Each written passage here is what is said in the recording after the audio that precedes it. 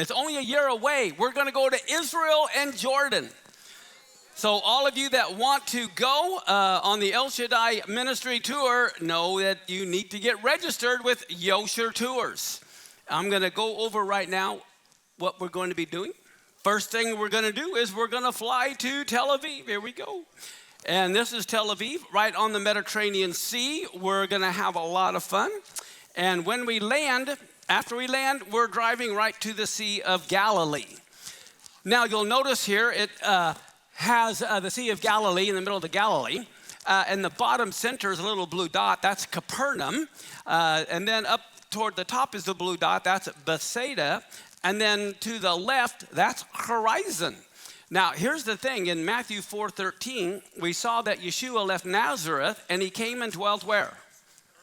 And it is right on the seacoast, as you can see.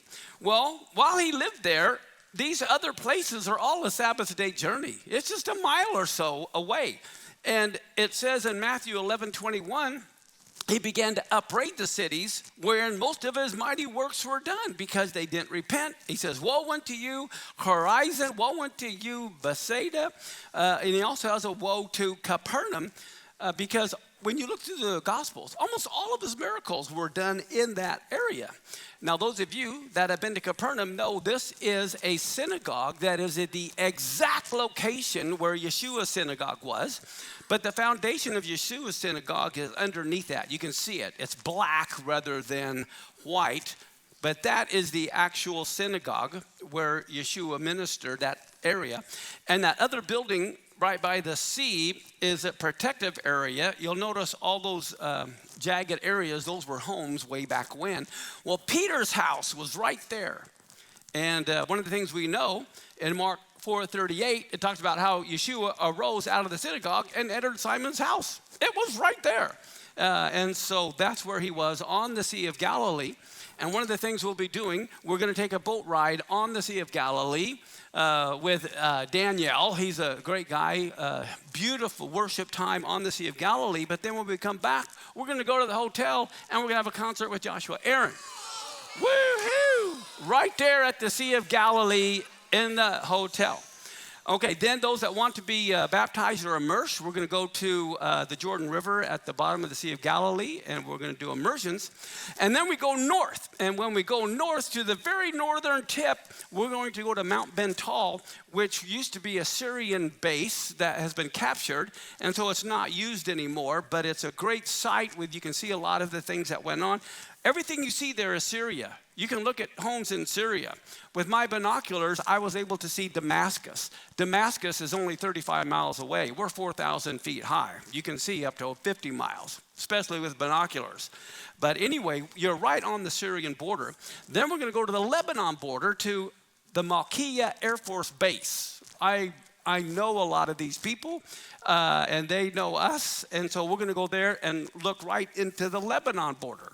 I mean, well, last time I was there, we were looking at the Lebanese people looking at us. It was great. Now, then while we're going up to tell Dan, this is the exact place that we found out in 1 Kings 12, there Jeroboam made 2 golden calves. He put one in Bethel and one in Dan. This is the exact place where that happened. We're going to look at that. And then we're going to go around the corner, and who knows what this is? We're talking Genesis, guys. Genesis 14, Abraham heard that Lot was taken captive, and he takes 318 people of his house, and he pursues them as far as Dan. This is the original Canaanite gate of Dan that Abraham walked through. These are the exact stones he walked on. When they uncovered them, they just brushed the dirt away. They didn't change anything. So after we're north, then we're going to head south. We're going to go down to Mount Gerizim and Mount Ebal and Shechem. That's the blessings and the curses. We're actually going to go right on top of them. And on Mount Ebal, we're going to visit Joshua's altar that hardly nobody ever visits. You need a military escort. We're going to have that. And this is going to be just absolutely incredible. Deuteronomy 11:29 talks about God. When they came, they had to put the blessing on Gerizim and the curse on Mount Ebal. And as you know, when Aaron Lipkin was here, guess what? They just found this folded leaded curse at this very spot. And here's what it said. Curse, curse, curse, curse by the God Yahweh, you will die. Curse, curse, you will surely die. Curse by Yahweh, curse, curse, curse. And the name of Yahweh is in the Paleo-Hebrew or Proto-Canaanite. It's amazing. And then my next favorite spot we're going to go to is Elon Moreh. This is the very first time the Lord ever appeared to Abraham in the promised land, and Abraham built an altar to the Lord. It was right here in Elon Moreh. Genesis 12, he says, get out of here, get going. And here he goes into the promised land. That's his first stop and the first altar. We're going to be at Elon Moreh. And then, since we're so close, we're going to head further south, and we're going to go to Shiloh, which is where the tabernacle sat for 369 years, and you're going to be able to stand where the Holy of Holies was. And you can sense the presence of God like never before. And as we're headed south, then we're going to go to the Qumran caves, where they found the Dead Sea Scrolls. And then, of course, we're going to go to Masada, followed by a swim in the Dead Sea.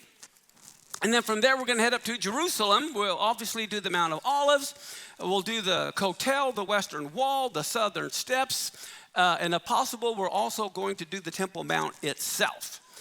And then from the Southern Steps, we go south to the city of David. We'll be right there going to the Pool of Siloam and looking at some of the latest finds. And then from there, we head further south. We're going to go to Mitzpe Ramon. This place is such a wilderness, NASA has astronauts practice walking on Mars there.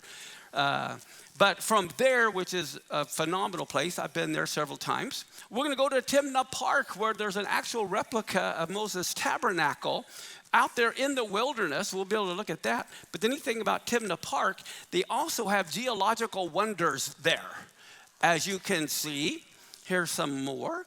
And then we're going to go further south. We're going to go all the way down to the Red Sea, the Gulf of Aqaba, and we're going to cross over into Jordan.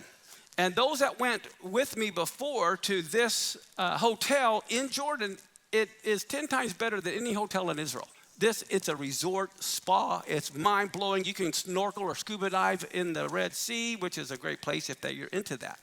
And then, of course, now we went from the very top of Israel clear down to the very bottom. Now we're going to go back up. We're going to go to Petra. And then from Petra, we're going to head to Mount Nebo, which is today's Torah portion. We're going to look at exactly what Moses looked at on Mount Nebo before he passed.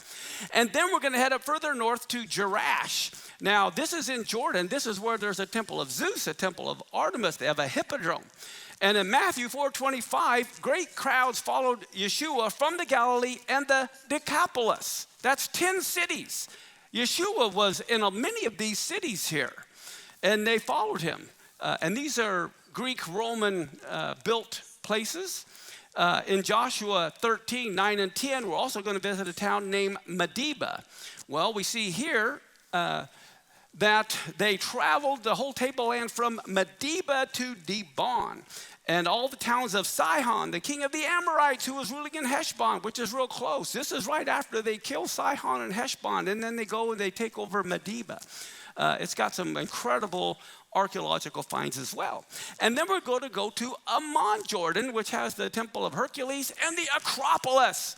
I'm sure all of you know about the Acropolis in Amman.